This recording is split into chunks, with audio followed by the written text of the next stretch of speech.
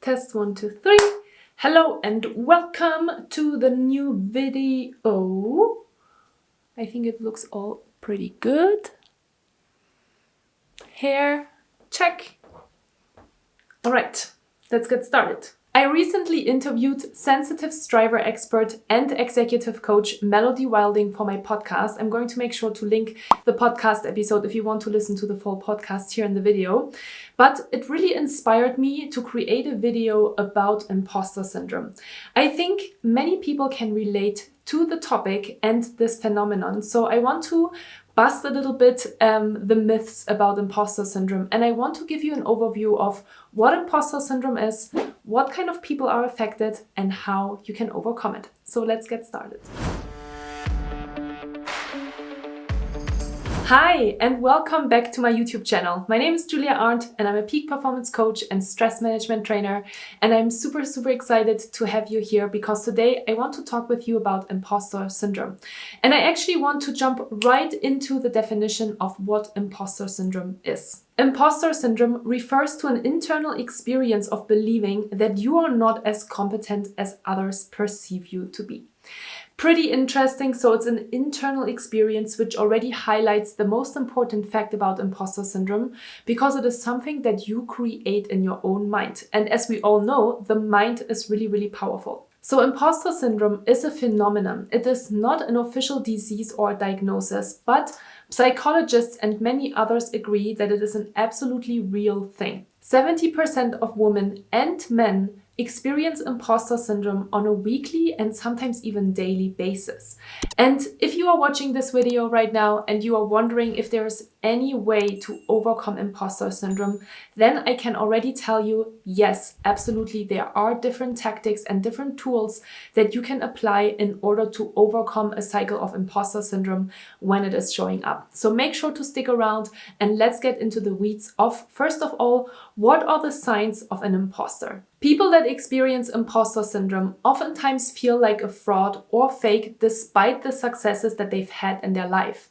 So they are not really internalizing the successes that they've had, and which is why they don't really believe that they can replicate the work that they have done before. So it is really an ingrained limiting belief that they are dealing with and that comes up in certain cycles, in stressful situations, specifically in the work environment. And it is really interesting because the higher you go and the more success you have, the more imposter syndrome might show up. But the good news is that you can overcome imposter syndrome and that you can break the cycle. It is not like you are going to completely erase imposter syndrome out of your life because those ingrained limiting beliefs are sometimes really hard to break, but you can learn how to deal with it in a quicker and a more effective way. So let's get into a couple of different tools on what you can do in order to overcome imposter syndrome. Tool number 1, creating awareness. This is not really a tool, but I do want to mention it because it's really important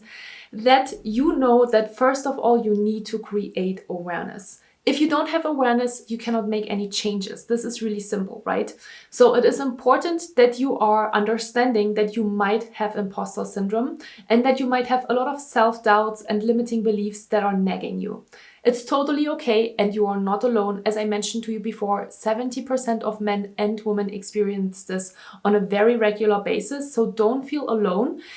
Creating awareness is always the perfect step and the most important step in order to change in your life. And if you want to learn more about how to develop self-awareness, then I do have a YouTube video on my channel about this, so make sure to check it out.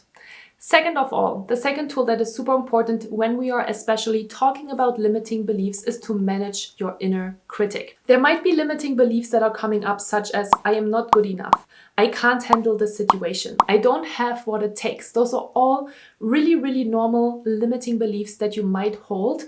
And first of all, again, you need to identify this limiting belief. If you don't really know what you're dealing with, then you can't really tackle it, okay?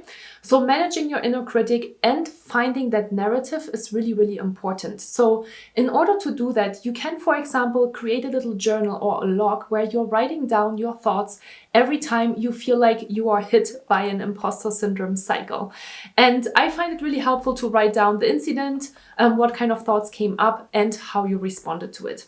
And then once you have identified that actually there is an inner critic that is there, the second important step that you can take here is to actually name your inner critic. Psychologists say that it can be really, really powerful to actually put some space between you and that voice by naming your inner critic. So funny things like Darth Vader or Karen or Paul can be names that you can give your inner critic in order to create some space between you and your identity and that voice that is coming up in your head. Because oftentimes we take this voice a little bit too seriously, and that is when it becomes a problem. This is, by the way, a really important process in order to reprogram your mind and to rewire your brain. That's exactly what you're doing when you are identifying the voice, when you're writing down what's coming up, and then when you start to really reprogram it with a new affirmation. By the way, I'm really sorry about the lighting in my room today. It is very cloudy today, so we have some really sunny spots and some not so sunny spots, and I hope that it's totally okay here with you. But anyway, let's talk about the next thing. Tool number 3, when you want to manage imposter syndrome, is that you are managing your stress levels, because negative thoughts create stress. They actually trigger your stress response. They hijack your so-called amygdala in your brain, and they make your rational brain move into the emotional brain. And every time when you are in this emotional state, you're not really thinking very clearly anymore. And you make fast decisions and you make conclusions that you maybe not have made with a rational mind. So stress management, really, really important when we are talking about imposter syndrome.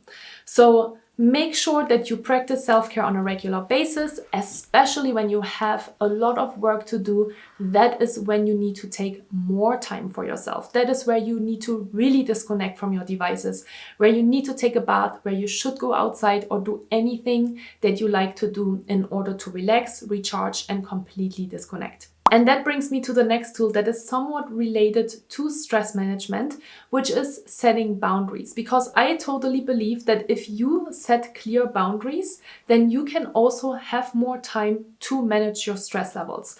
I'm not going to go into the details of how to set boundaries. There's another YouTube video on my channel that you can watch in order to learn all the ins and outs of how to set boundaries. The final step that I want to share with you today in order to overcome imposter syndrome is to start taking small steps to build momentum and increase your confidence. Because at the end of the day, when you are suffering from imposter syndrome and when you are stuck in an imposter syndrome cycle, you don't really trust yourself anymore and you are lacking confidence. So by taking action, by taking a first step in order to do one of the 4 things that I actually told you to do, you're getting into action and you are increasing your confidence. So no matter if you choose to, for example, really identify that narrative and that limiting belief that is coming up for you every time, or if you are managing your stress levels, if you're setting boundaries, no matter what it is, everything will help you to get towards the goal of breaking that cycle of imposter syndrome quicker. So trust in yourself and don't forget that the most important thing that you can do in order to overcome imposter syndrome is to take action. And finally, I have one more secret that I want to share with you. So come a little closer to the camera, come a little closer. Okay, here we are. So one thing that I want you to take away from today's video is the following thing.